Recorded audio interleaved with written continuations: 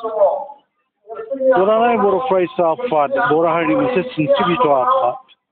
दुलाराय बर' फरायसा आफादनि जि मोनसे बिहोमा बेखौथ' फंनैसो रावजों बुंनानैथ' फोजोबनो हाया नाथाय जोङो बेखौनो मोनथिनो नांगोन बा जोङो रोखा जानांगोन जे बर' फरायसा आफादा दुलाराय बर' फरायसा आफादा बर' हारिनि मोनसे आफाद रायजो राजानि बियो जेंना जेथो हारिनि जेंना जेथो बेखौ लानानै हाबा मावगासिनो दं जोनोमनिफ्रायनो थांनाय इं 1967 मायथाइनि 15 फेब्रुवारिनिफ्राय जोनोमनि उननिफ्रायनो बर' हारिनि रैखाथि मोननो थाखाय जिउखौहाय खामानि मावगासिनो दं मावलांबाय थानांगोन मावगासिनोबो दङ बाथ्रा बे दिनैहाय जोंनि धेमाजि जिल्ला दुलाराय बर' फरायसा आफादनि बावहाय 30थि बोसोरसालि जथुम्माजों लोगोसे सिमेन्ट डक्टर दुलाराय बर' फरायसा आफादनि 34थि बोसोरसालि जथुम्मा जुथाइ खुंनाय जादों समफंनि बावहाय मोनसे रंगमन्च बावहाय सानैनि हाबाफारिजों बे जथुम्माखौ खुंनाय जादों बावहाय गुबैयैहाय आंखौ मेल बेखेवगिरि हिसाबै लिंहरदोंमोन आङो आंनि मावनो गोनां खामानिखौ मावबाय माखासे बिबुंथि लाखिबाय बेनि उनावनो जोंनि रायजो सभानि MP मानगोनां बिथां रोनगोरा नार्जारियाबो गावनि बेसेन गोसा बिबुंथिखौ लाखिलांबाय दा नैबे समावहाय दुलाराय बर' फरायसा आफादनि मानगोनां आफादगिरिया गाहाय आलासि महरै नुजाफैदों बिथाङा बिबुंथि लाखिगासिनो दं आरो जोंनि बिटिआर एकर्डनि जाफुङै जोंनि माखासे दफाफ्रा मावफुंजायैफोरनि सायाव बिथाङा बिबुंथि लाखिदों बर' हारिनि राव थुनलाइनि बाथ्रा सोलोंथाइनि बाथ्रा जोंनि फोरोंगिरिनि जेंना फरायसाफोरनि जेंना स्कुलनि फरायसालिफोरनि जेंनानि सायाव बिथाङा बिबुंथि लाखिगासिनो दं दा आंनो बेखौ बुंनो लुबैगोन जे जोङो थांनाय समफोरखौ गोसोखांनो फैयोब्ला दा दिनैनि बे समाव दिनैनि बे थासारियाव जोंनि मावनो लानाय खामानिफ्रा दाबोथ' आद्रा जानानै दङ होननानै जों बुंनांगोन मानोना जों नाजालायगासिनो दङब्लाबो दाबो जोङो जोंनि गोरोबथानि जि दफाफोर दंमोन 2020 मायथाइनि 27 जानुवारियाव जालांनाय बिटिआर गोरोबथानि दफाफ्रा दाबो मावफुंजायाखै माखासे मावफुंजादोंब्लाबो गोबांथार गोनां दफाफ्रा मावफुंजायाखै बाथ्राखौ बेखौ बुंनांगोन जोङो बर' कसारि अनसाइ हायुं खुंथाय मोनफैबाय बिटिआर गोरोबथानि दारै बेनि गामिया दाबो फोसावजायाखै आरो बियाब दानो हायाखै बिसायख'थि गेलेनो हायाखै रां मौजानिफ्राय बाहायोमोन आंनि बिबुंथियाव बेखौबो बुंदों जे जोङो 13 कौटि 50 लाख रां मोनो बे 13 कौटि 50 लाख रांखौ जोङो धुबुरीनिफ्राय सदियासिम आरो बराक सेरफाङाव जोंनि रियां बिदा फंबायफोरजों जोङो रानलायनांगौ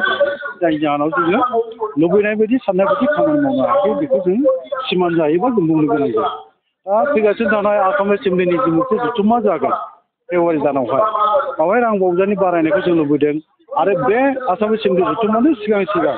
जोंनि बर' कसारि अट'नमास काउन्सिलनि जि मोनसे गामि फोसावनायनि हाबाफारि नांथानानै दङ बेखौ फोसावनांगौ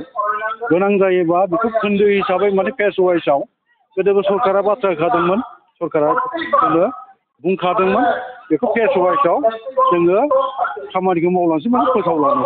जेराव जेंना गैला जेरैहाय मिसिं अट'नमास काउन्सिलाव जा जेंना गैला मिसिं अट'नमास काउन्सिला जोंनि बर' गामिफोरखौ बिसोरो हगारनानै होबाय बेनि उनावहाय टुनवालजों जेंना गैला बेनि उनाव देवरिजों जा जेंना गैला दा माखासे जेंना गैयै जेरै धुबुरीयाव जोंहा जेंना गैया बङाइगावआव जोंहा जेंना गैया नलबारि बरपेटायाव जेंना गैया जोंहा आरो कामरुपआव गैया जोंहा दरंआव जेंना गैया जोंहा आरो गलाघाटआव जोंहा जेंना गैया डिब्रुगड़ शिबसागराव जोंहा दा जेंना गैला आरो लखिमपुराव जोंहा धेमाजियाव जेंना गैला दा जेंना गैयै जाय ओनसोलफोर बा जिल्लाफ्राव जोंनि बर' सुबुंफोरनि गामिफोर दंमोन बिटिसिनि बायदों बेखौ फेज वाइसआव सरकारा जोंनो गामिखौ फोसावनानै होनांसिगौ आरो जोंनि रां बावजाया फैगौ फेब्रुवारि दाननि जि मोनसे बिसायख'थि माने आसाम एसेम्बलियाव जमा जागोन बावहाय रां बावजाखौ जोङो गोबां बारायनानै होनायखौ जों लुबैथारगोन आरो बेखौ खालामना होआबा जोंनि रायजो राजा दुखु मोननानै दङ रायजो राजा दुखु मोनदों मानोना बोसोरब्रै बारलांबाय बोसोरबा जासिगोन 2025 मायथाइनि 27 जानुवारियाव बोसोरबाया आबुं जासिगोन बे एफा गोलाव समाव सरकारा जे मावनो आखायाव लायो आरो मावफुंजोबाखै हमथा खालामबाय थादों बेफोरो जोंनि इयुननि थाखाय बा सरकारनि थाखायबो